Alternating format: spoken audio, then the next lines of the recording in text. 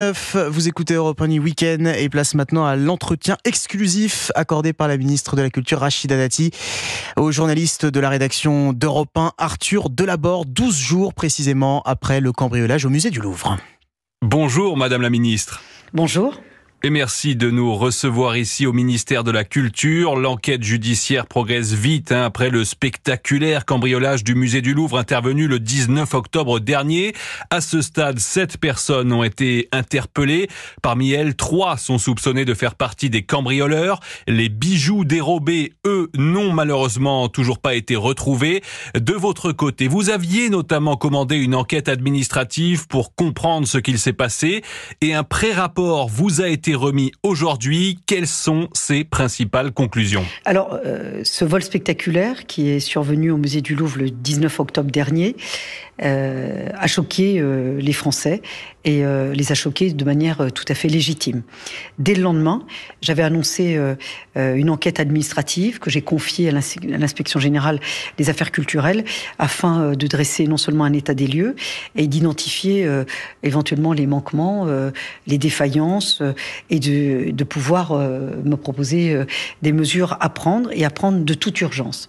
Alors, cette inspection m'a remis un rapport provisoire aujourd'hui et les premières conclusions de l'enquête ont révélé évidemment des failles. C'est pour ça que je souhaite dès aujourd'hui annoncer des mesures de toute urgence.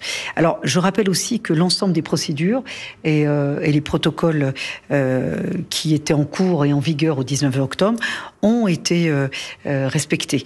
Ils ont été respectés par les agents présents au moment du vol et les alarmes qui existaient ont fonctionné. Alors, évidemment, est-ce que ça veut dire que tout a bien marché ? Non, sinon le vol n'aurait pas eu lieu. Et donc, ce rapport met en évidence un certain nombre de failles sécuritaires. Donc, c'est ce que j'avais dit, évidemment, dès le premier jour, les failles sécuritaires, notamment à l'extérieur du musée. Pour autant, d'autres failles ont été aussi identifiées. C'est une sous-estimation du risque lié au vol et à l'intrusion. C'est une sous-estimation structurelle qui date depuis plus de 20 ans. Donc, qui ne concerne pas uniquement cette gouvernance actuelle, mais qui concerne aussi les gouvernances précédentes. Également un sous-équipement en matière de sûreté, notamment concernant la surveillance extérieure du site. On a vu que, évidemment, cette surveillance a été défaillante et il est absolument aujourd'hui nécessaire de repenser la gouvernance en matière de sûreté et de clarifier les responsabilités. Il faut revoir toute l'organisation parce qu'on a constaté que dans cette gouvernance et cette organisation, que la sécurité et la sûreté n'étaient pas forcément la priorité première de la gouvernance actuelle. Alors, une autre aussi faiblesse qui a pu être identifiée sur toutes ces années, toutes ces nombreuses années, il y a une très faible coopération entre les services de police, notamment la préfecture de police, et le musée du Louvre, alors que c'est un établissement important, sensible, en plein centre de Paris. Et donc, les services de police et le musée du Louvre coopéraient pour l'essentiel, pour l'organisation d'événementiels, enfin d'événements importants, ou pour la surveillance aux abords des établissements en raison de la délinquance du quotidien qui pouvait survenir aux abords d'un établissement comme le musée du Louvre. Et beaucoup plus lié à une protection du public qu'une protection de l'établissement et des œuvres d'art en soi. Ensuite, sur les protocoles et les équipements, et les formations à destination des agents chargés de la sûreté, il faut réactualiser les protocoles. Ils étaient trop anciens. Il faut leur donner des équipements beaucoup plus adaptés et beaucoup plus modernes. Et évidemment, il faut qu'il y ait des formations sur la sûreté, sur la lutte contre l'intrusion et le vol, ce qui est aujourd'hui pas le cas, en tout cas trop faiblement le cas. Rachida Dati, ça c'est donc le constat dressé par le rapport provisoire qui vous a été remis à la suite de l'enquête administrative que vous avez lancée. Et à partir de ce constat, vous annoncez aujourd'hui de premières mesures d'urgence. Quelles sont ces réponses que vous appelez de vos vœux le plus rapidement possible ? J'ai demandé à la présidente du musée du Louvre de réunir en urgence un conseil d'administration extraordinaire pour détailler la mise en œuvre des mesures suivantes. La première, d'abord, c'est la réorganisation totale de la gouvernance du musée du Louvre, avec la création importante d'une direction sûreté-sécurité qui soit sous l'autorité de la présidente pour mettre en œuvre une stratégie cohérente de sûreté et de sécurité, et pas uniquement des publics, et pas uniquement de surveillance de l'établissement globalement, mais vraiment pour lutter contre toute intrusion et pour lutter contre le vol éventuel. Et donc ça va être, c'est nouveau, c'est ce que j'ai demandé à la présidente. Également la création d'un comité de sûreté et de sécurité qui sera justement présidé par cette nouvelle direction. Ça, c'est le deuxième point. Le troisième point, c'est la réalisation d'un audit global de toute urgence, sur tous les risques anti-intrusion et vol, qui sera évidemment remis avant la fin d'année 2025 pour prendre les mesures très rapides pour pallier à tous les risques intrusion et vol qui auront été identifiés.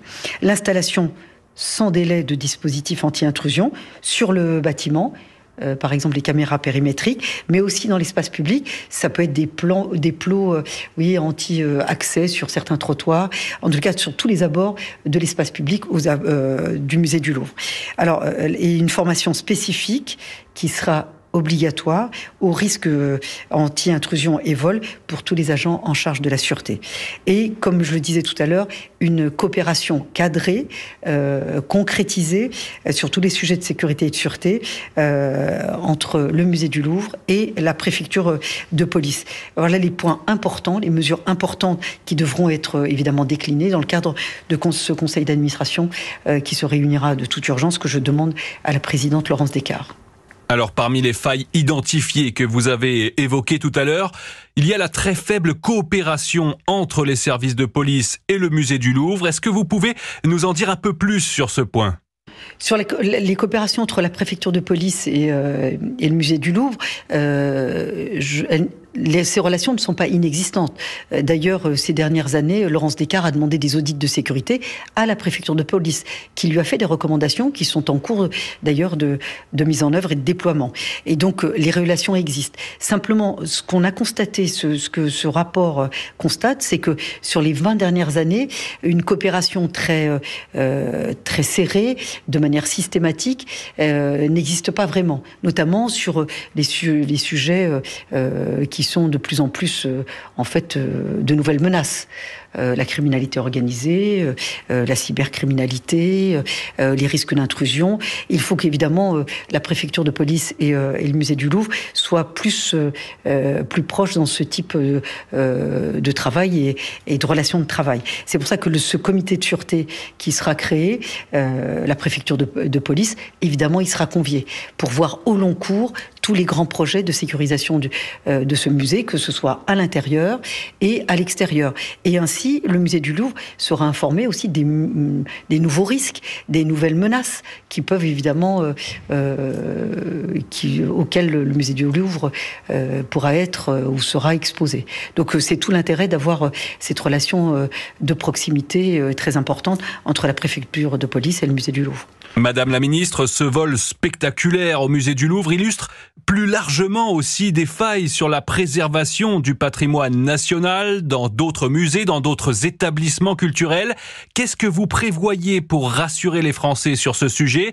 Est-ce qu'il y a des actions à mener au niveau national ? Oui, alors c'est tout le sens d'ailleurs de l'instruction que nous avons signée, que j'ai signée avec mon collègue le ministre de l'Intérieur, Laurent Nunez, c'est que nous avons donné une instruction afin que sur tout le territoire national, les préfets se rapprochent des DRAC pour pouvoir recenser, d'ailleurs dans tous les établissements culturels, tous les établissements qui ont soit des œuvres d'un montant important ou des œuvres sensibles ou un patrimoine particulièrement sensible à protéger. Et donc, ça nous permet de pouvoir identifier toutes les zones sensibles, tout le patrimoine évidemment sensible à devoir protéger. Donc ça, c'est tout le sens de l'instruction que nous avons signée ensemble. Et l'autre mission que j'ai confiée, que le Premier ministre a confiée au député Patrié-Létus, qui est en charge de nous faire des propositions de recommandations de sécurisation sur tout le territoire national de notre patrimoine national historique important, mais aussi s'agissant des œuvres d'art. Donc il y a des missions beaucoup plus larges et plus générale que simplement les mesures que je viens d'annoncer concernant le musée du Louvre. Merci infiniment Rachida Dati de nous avoir reçus dans votre bureau au ministère de la Culture pour cet entretien exclusif accordé à Europe 1.